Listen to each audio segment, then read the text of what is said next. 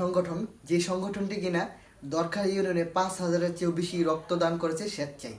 আর সেই রক্তিম বন্ধন সংগঠনটি প্রতিবারের মতো এবারেও বৃক্ষরোপণের আনুষ্ঠানিকতা পালন করা যাচ্ছে, কিন্তু এবারটা একটু ভিন্ন রকম। প্রতিটা প্রাইমারি স্কুলে প্রতিটা স্টুডেন্টের হাতে তুলে দিচ্ছে রক্তিম বন্ধন সংগঠনের কর্তৃপক্ষরা। তো চলুন আপনাদেরকেও সেই ভিডিওটা দেখা।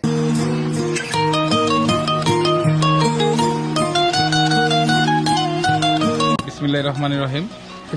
রক্তিম বন্ধন সংগঠনের পক্ষ থেকে আমরা প্রত্যেক বছর দরখার ইউনিয়নবাসীর জন্য বৃক্ষরোপণ করে থাকি। আমাদের লক্ষ্য হচ্ছে একটা সবুজ দরখার ইউনিয়ন গড়ে তোলা, সামাজিকভাবে যাতে আমরা সচেতন করতে পারি মানুষকে, যাতে বৃক্ষরোপণের মাধ্যমে আমাদের যে বর্তমান বিশ্ব উষ্ণায়ন আছে, তারপরে গরমের বৃদ্ধি, এবং আমরা জানি যে বৃক্ষ আমাদেরকে অক্সিজেন দেয়, পাশাপাশি কার্বন ডাইঅক্সাইড বায়ুমণ্ডল থেকে কমায়। তো সবকিছু মিলে আমাদের এই বৃক্ষরোপণের কোনো বিকল্প নাই।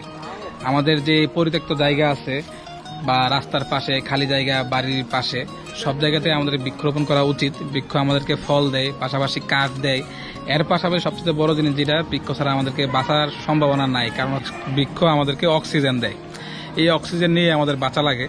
তো সর্বোপরি আমরা সর্বস্তরের মানুষের কাছে আহ্বান জানাই যেন সবাই নিজেরা বৃক্ষরোপণ করি বাড়ির আঙ্গিনা, যে খালি জায়গাগুলো আছে সব জায়গাতেই, যাতে করে আমাদের দরকার ইউনিয়নটা একটা সবুজ নগরী হিসেবে গড়ে ওঠে। আজকে আমরা আসছি নোয়াপাড়া জিকুটিয়া স্কুল প্রাঙ্গণে। আমরা প্রত্যেকটা শিক্ষার্থীকে একটা করে গাছ উপহার দিব। এটার মাধ্যমে আমরা সচেতন করতেছি যে আগামীর প্রজন্মকে, যারা নিজেরা বুঝে যে কেন আমাদেরকে বৃক্ষরোপণ দরকার, এবং তাদেরকে আমরা সেমিনার হিসাবে বলবো শিক্ষার্থীদেরকে বৃক্ষরোপণের উপকারিতা, প্রয়োজনীয়তা এবং গুরুত্ব সম্পর্কে। এবং সামাজিকভাবে সর্বস্তরের জনগণকে, সাধারণ মানুষকে আমরা উদাত্ত আহ্বান জানাই যেন সবাই এই বর্ষার সময় বৃক্ষরোপণ করি এবং সুন্দর একটা দরকার ইউনিয়ন গড়ে তুলি। আমরা এখানে কিসের জন্য আসছি? পড়াশোনা করার জন্য। কিসের জন্য? পড়াশোনা শেষে আমরা কি হইতে চাই?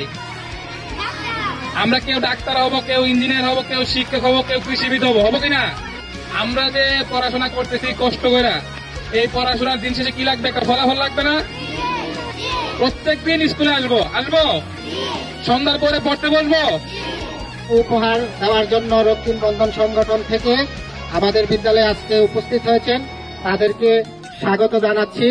তারা বরাবরই এই সংগঠন মহৎ কিছু কাজ পরিচালনা করে থাকেন, যেমন স্বেচ্ছায় রক্তদান কর্মসূচি, তারপরে মেধাবী শিক্ষার্থীদেরকে সংবর্ধনা, সামাজিক বিভিন্ন ভালো কাজের উদ্বুদ্ধকরণ এবং পরিবেশের ভারসাম্য বজায় রাখার জন্য বৃক্ষরোপণ কর্মসূচির মতো স্বেচ্ছায় এগুলা করে থাকেন।